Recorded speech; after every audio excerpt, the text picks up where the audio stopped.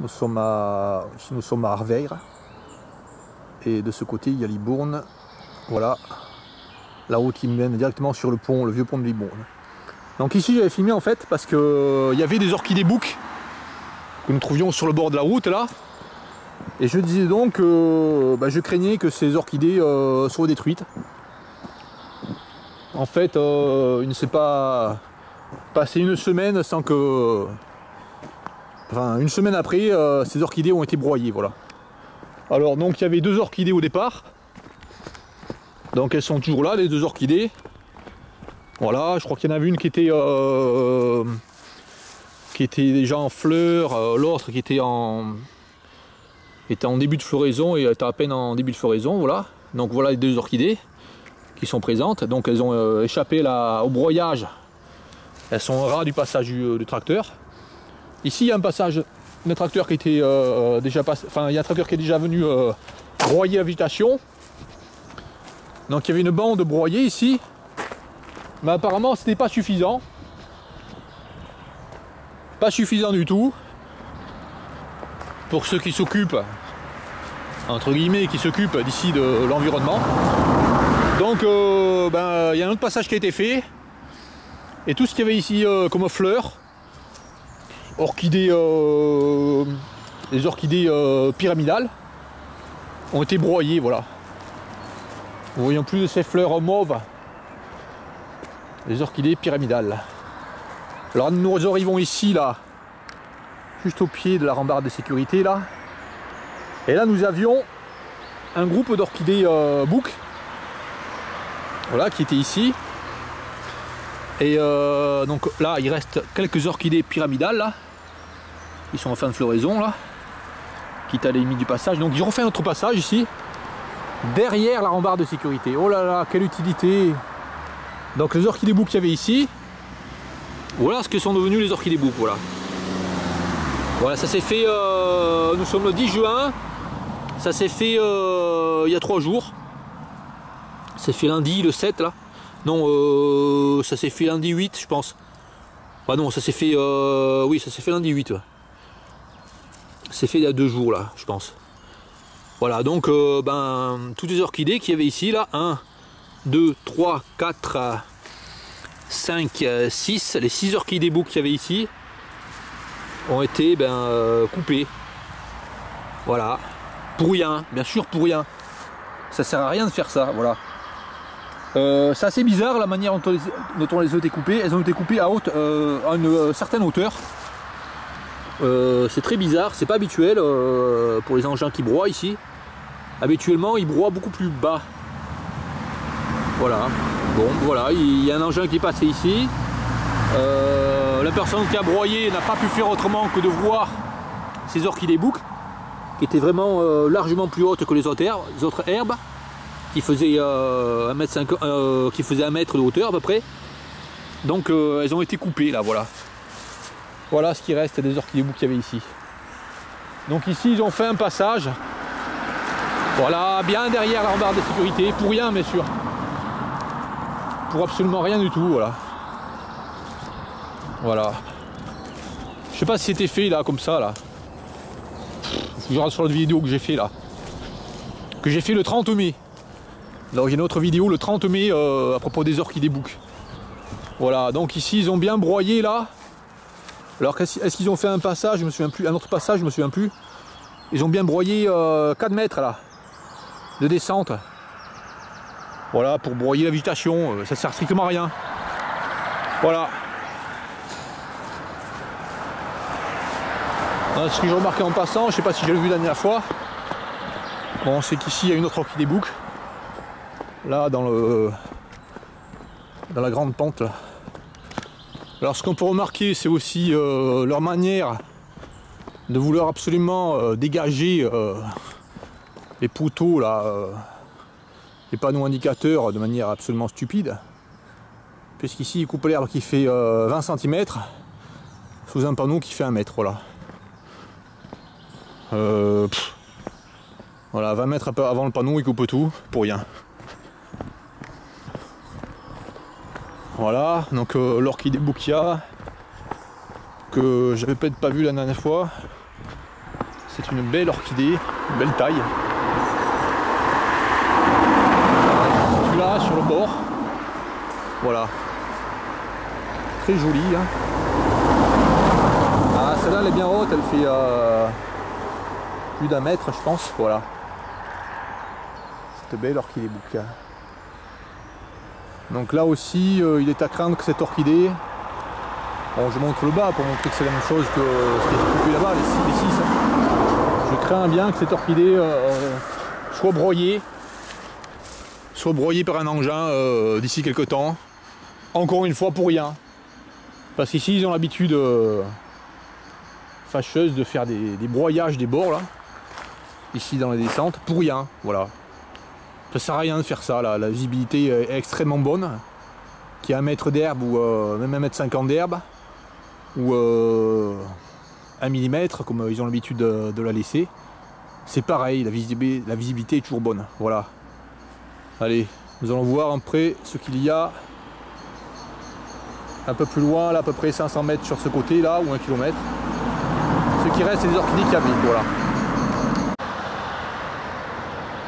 Voilà, une centaine de mètres après on va tourner à droite, en direction de la rocade de Libourne là. Là nous voyons un panneau, fin limitation 50, après les 2 virages que nous avons derrière là. Et nous voyons ici que c'est broyé à fond là, broyé au pied du panneau là, c'est ce qu'ils ont l'habitude de faire partout. Alors là le bas du panneau là est à peu près à 1,80 m. Là juste le bas du panneau est à 1 mètre, enfin le partie basse du panneau est à 1,80 m. Et les herbes ici qui avaient ne dépassent pas 1 mètre. Voilà, des graminées qui ne dépassent pas 1 mètre, qui de toute façon ont fini de grandir à cette période de l'année. Et des orties aussi qui font 1,20 m maxi. Voilà, donc c'était absolument inutile de broyer ici la végétation qu'il y avait au pied de ce poteau là. Donc ils ont bien broyé tout autour, loin du fossé, voilà, pour rien, voilà, loin du poteau pour rien, ça sert à rien. Ça améliore pas la visibilité du poteau, ça fait rien du tout. Voilà. Allez, allons plus loin. Voir si les orchidées qu'il y avait sont encore présentes. Un peu plus loin vers là-bas. Voilà, nous sommes 100 mètres plus loin. Ou 200 mètres plus loin, à peu près. Là, nous arrivons au rond-point là.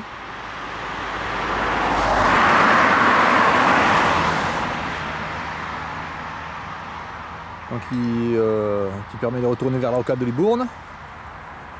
Donc ici là, changement par rapport à la dernière fois.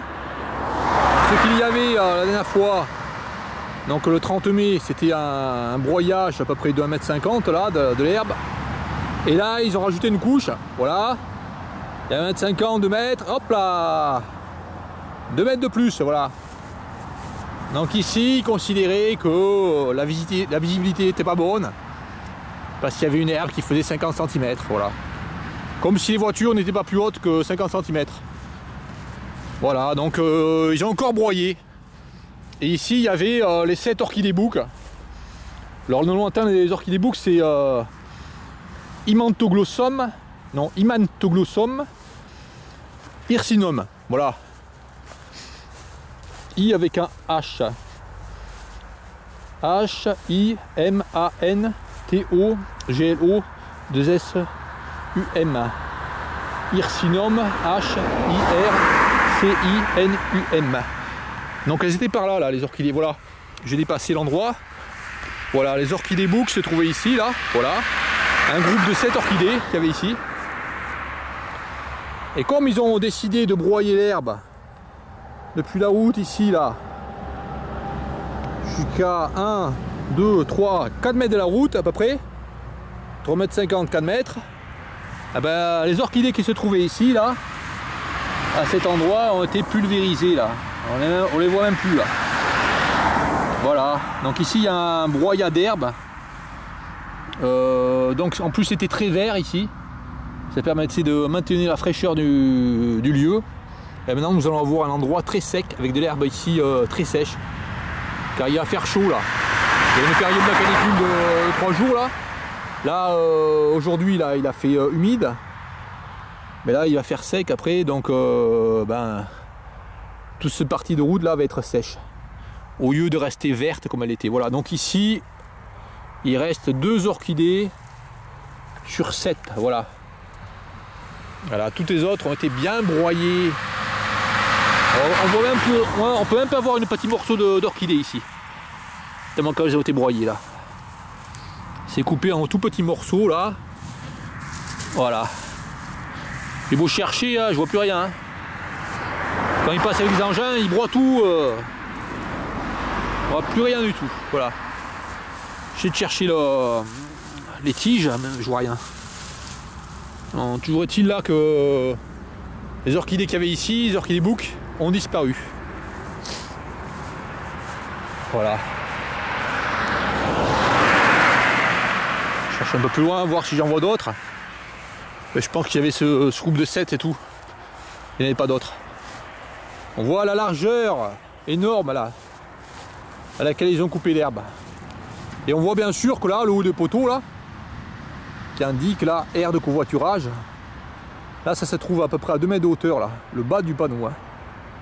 Donc quelles que soient les plantes herbacées qu'il y avait là, à cet endroit, enfin toutes celles qu'il y avait ici, ne pouvaient pas dépasser 1,50 m, la maxi comme celle-là là. Et ils avaient fini de grandir en plus. Donc c'est absolument absurde de couper l'herbe qui a fini de grandir. C'est absolument absurde, puisque on peut faire le raisonnement que bon, si elle était dangereuse, ben, il fallait les abattre, les couper avant qu'elles atteignent 1,50 m. Si elles étaient dangereuses à 1,50 m, ça n'a aucun sens de les couper quand elles arrivent à leur maximum. C'est absurde, voilà. Donc là, j'en vois pas d'autres, orchidée bouc. Orchis bouc, hein, on l'appelle. Moi, je préfère dire orchidée bouc. Parce que le nom latin, c'est Himantoglossum. Je préfère dire orchidée, dans ce cas, comme nom français. Mais le nom français qui est donné, c'est Orchis bouc. Voilà. Donc, j'en vois pas d'autres, là. Ben voilà.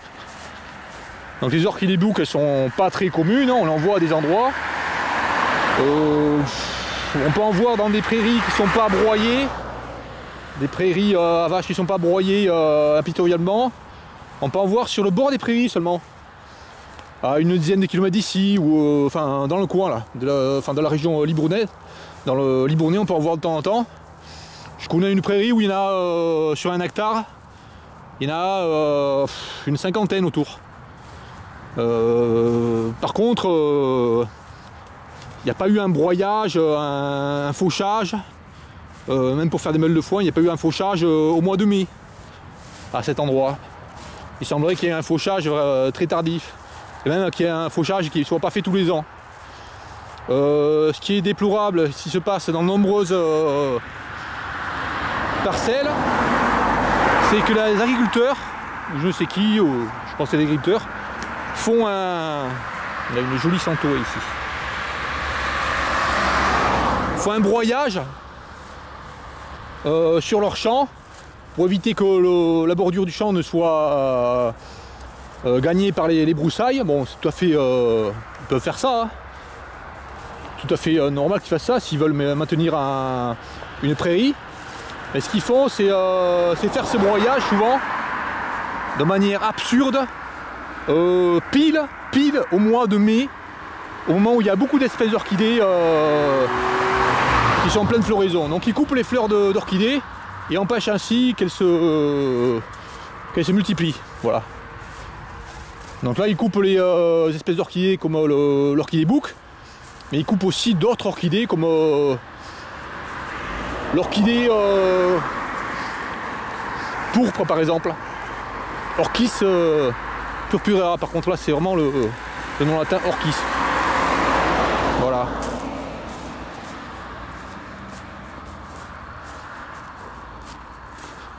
Bon ben voilà, grave destruction encore. Et aussi, bon, j'avais fait la dernière fois un film qui s'est terminé à la sortie Bouliac-Floirac.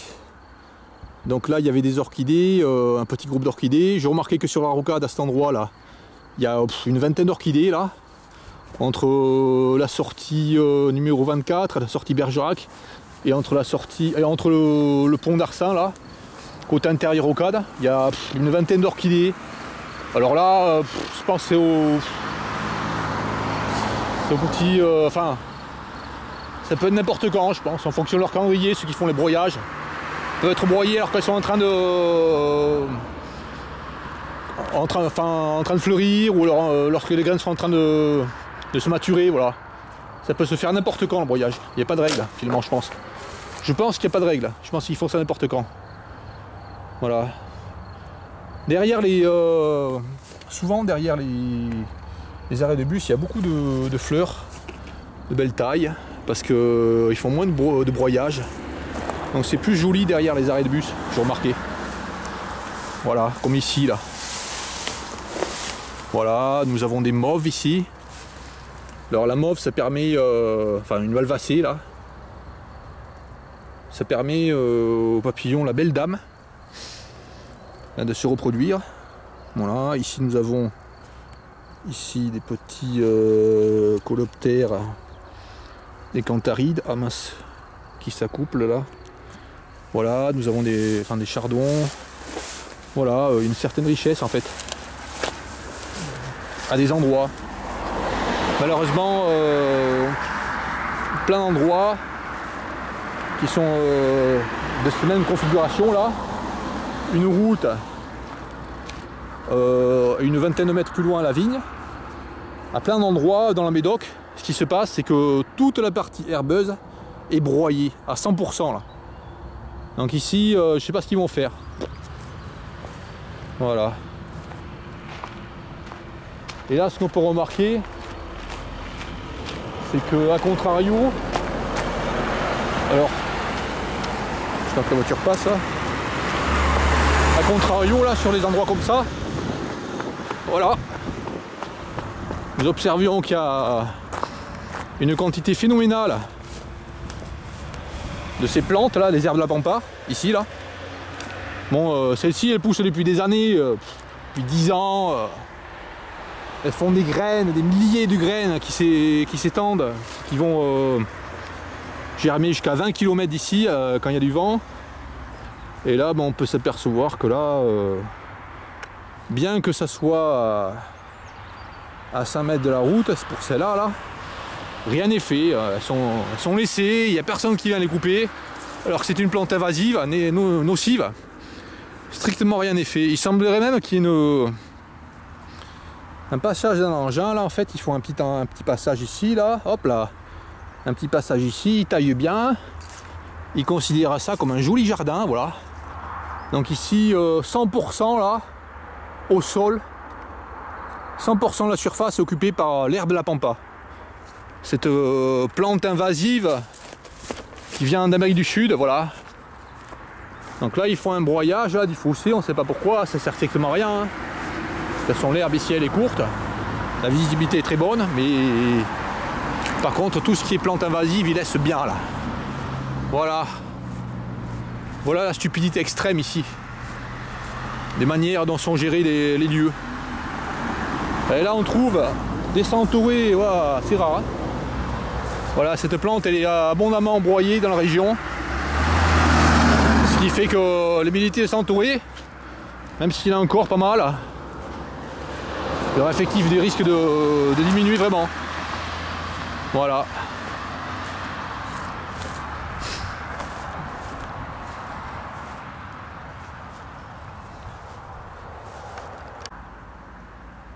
Voilà, juste je retourne sur mes pas là. Après on va filmer ce côté là, ici, là, je retourne dans le panneau là.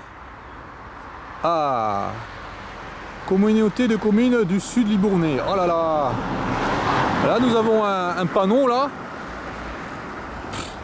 Une histoire, un terroir, un vignoble. On peut même pas lire ça sur le panneau.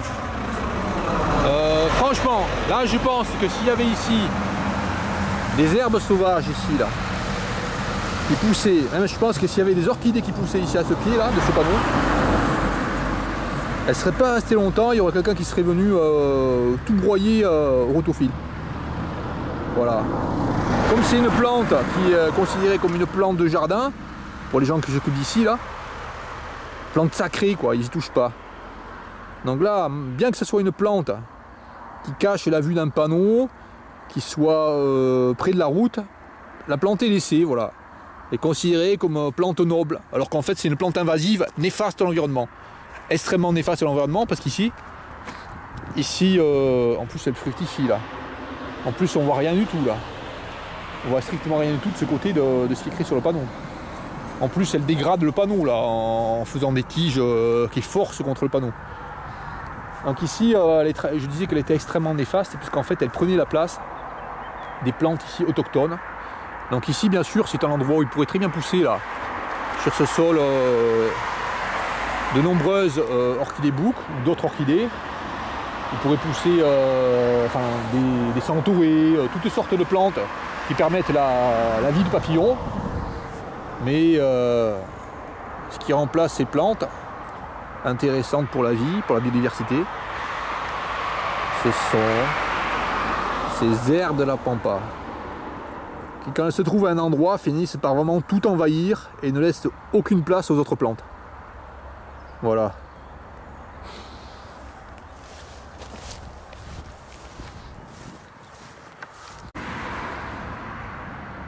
Alors 10 mètres plus loin, nous sommes sur l'aire de covoiturage ici, là, nouvellement créée là, depuis 1 an, je crois même pas.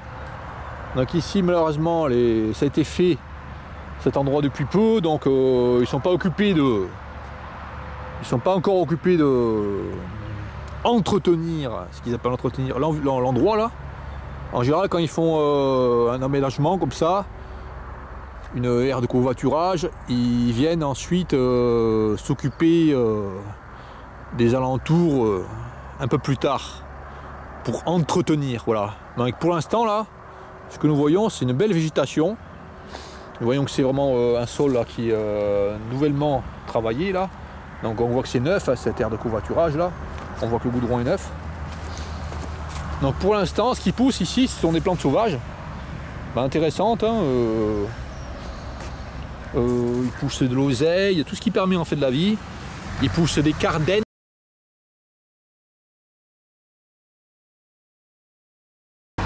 qui vont faire des jolies fleurs qui sont attractives pour les hyménoptères. Donc pour l'instant c'est joli, mais je pense qu'ils vont venir. Enfin je pense, j'en sais rien, mais c'est tout à fait possible qu'ils viennent ici pour tout passer au autophiles, parce qu'ils considèrent que ça, ces plantes là sauvages, c'est de la saloperie en fait. Et qu'il faut vraiment les éliminer, quoi. Pour eux c'est sale, c'est minable tout ça. Voilà. Moi je trouve ça très joli. Donc on va voir le terrain qui est à côté là.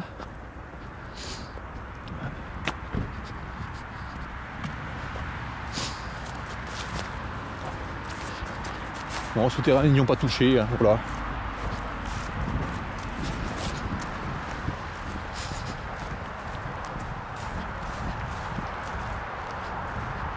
Voilà, ce qui se passe ici aussi, c'est que malheureusement, ce que nous voyons beaucoup ici sur les terrains vagues, ce sont des robiniers faux acacias, voilà, comme celui-ci. Voilà, et quand ils voient un robinier faux acacia comme ça sur un endroit, surtout ils ne le coupent jamais. Hein. Ils ne coupent pas les robiniers faux acacia, ce qui fait que le robinier faux acacia, ce qu'il a comme particularité, c'est de faire des petits arbres partout là, tout autour. Alors celui-là, je sais pas pourquoi il fait pas des petits arbres. Le sol est particulier ici, il est très sec. Comment il est le sol ici? C'est un sol spécial ici, sec. Donc il laisse ses robiniers, puis finalement ils finissent par envahir tout, les robiniers faux acacia. Alors ici c'est une prairie intéressante. Hein. Il y a du lotier ici. Voilà, le lotier permet d'accueillir les chenilles du souci. Donc c'est un endroit qui permet la vie de papillons ici.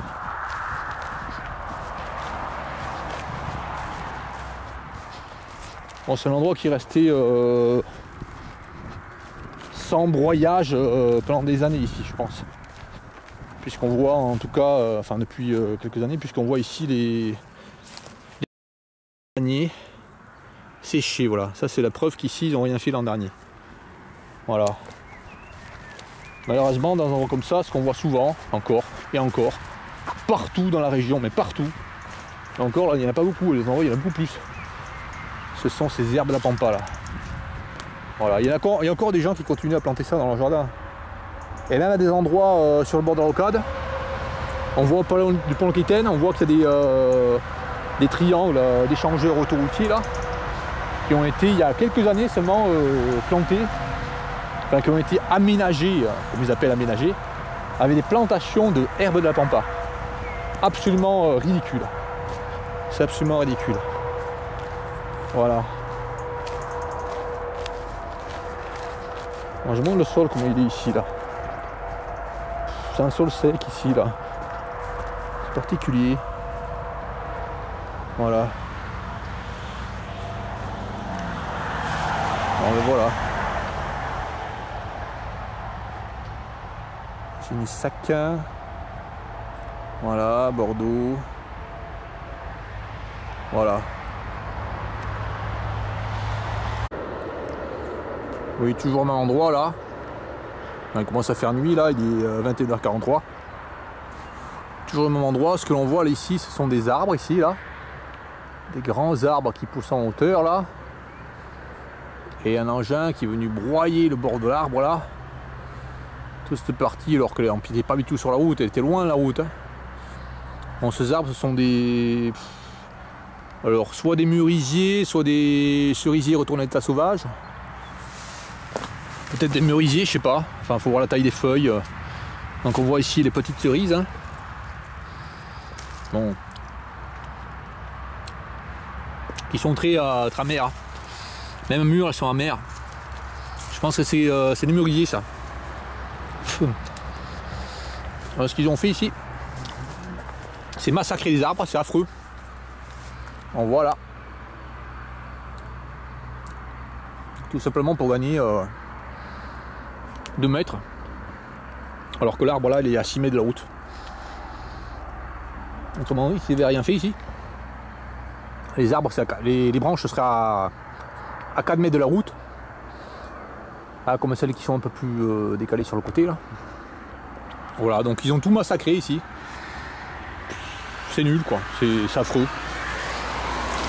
Donc le merisier c'est une plante haute du flambé. Gazé aussi, je crois bien du gazé, voilà. Ici encore un de ces cerisiers là. Une petite cerise très amère.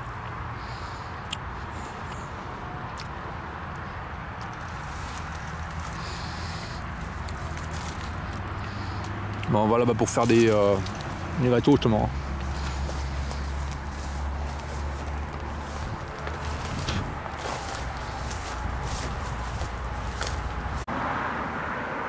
Voilà, 50 mètres plus loin, là, nous retournons vers l'endroit où nous étions, là, dans l'embranchement, finalement, là, après le virage, là. Je pense à 200 mètres, 300 mètres, là. Donc ici, là, derrière la rambarde de sécurité, ce qu'ils font, c'est un broyage de l'herbe sur 3 mètres, à peu près, là. Pour rien, voilà, je pense que c'est pour rien. Admettons qu'ils fassent ça pour la sécurité, pour que les gens ils puissent... pour que les piétons ils puissent passer, d'accord. Et c'est pas la peine de faire ça sur les 2 côtés de la route. Voilà, ça sert à rien. C'est détruire vraiment la végétation pour rien. Rendre le lieu extrêmement... rendre l'endroit plus chaud. Puisqu'ici c'est broyé jusqu'à la terre, voilà. Ah, c'est absolument absurde. Ce que je voulais dire aussi, c'est que sur ce côté là, ce que nous trouvons comme plante, ce sont des yèbles. Ce qu'on appelle le sureau-yèble, la même famille que le sureau.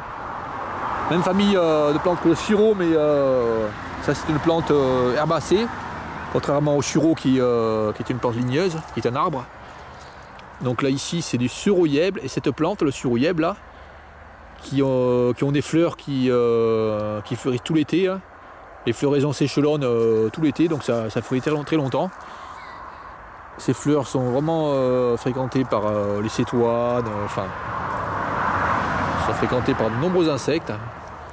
C'est une végétation qui est extrêmement verte à tout l'été.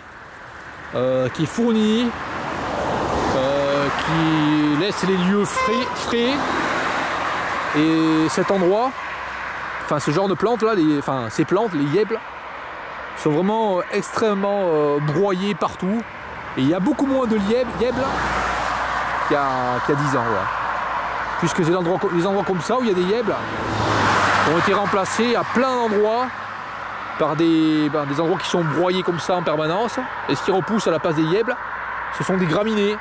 Des graminées très communes en fait, des graminées qu'on voit sur le bord des routes très communes. Voilà. Comme celle qu'il y a ici là. Plus commune encore. Voilà. Ce qui a disparu en grande quantité aussi au bord des routes, ce sont ces plantes là, bleues là, les vipérines.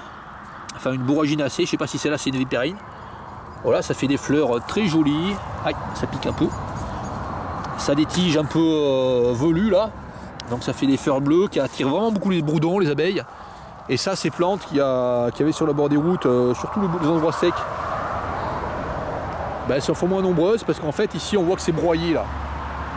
Aux endroits où il peut y en avoir, enfin je sais pas ici s'il y en avait, mais aux endroits secs où il y en a, c'est broyé. Alors on voit qu'ici c'est la pleine floraison de cette fleur. Ce qui fait que elles sont toujours broyées avant d'avoir pu donner leurs graines. Ce qui fait qu'il y en a moins, voilà. Donc ils détruisent vraiment toute possibilité de butinage des abeilles, des bourdons, voilà. On voit une belle yèble là qui est vraiment en fleurs en avance. Ah, ben là je vois quelque chose qui me fait plaisir. C'est la 5e que je vois cette année là. Depuis le début de l'année, c'est une trichie, voilà. Ces petits coléoptères là, voilà. Donc il passe la nuit là, ici là. Hop là, il passe la nuit ici là. Ah là ça marche pas le jeu. Donc il passe la nuit. Je vais mettre la lampe peut-être. Voilà, il passe la nuit ici là. La trichie passe la nuit dans les fleurs, comme ça la tête dans les fleurs.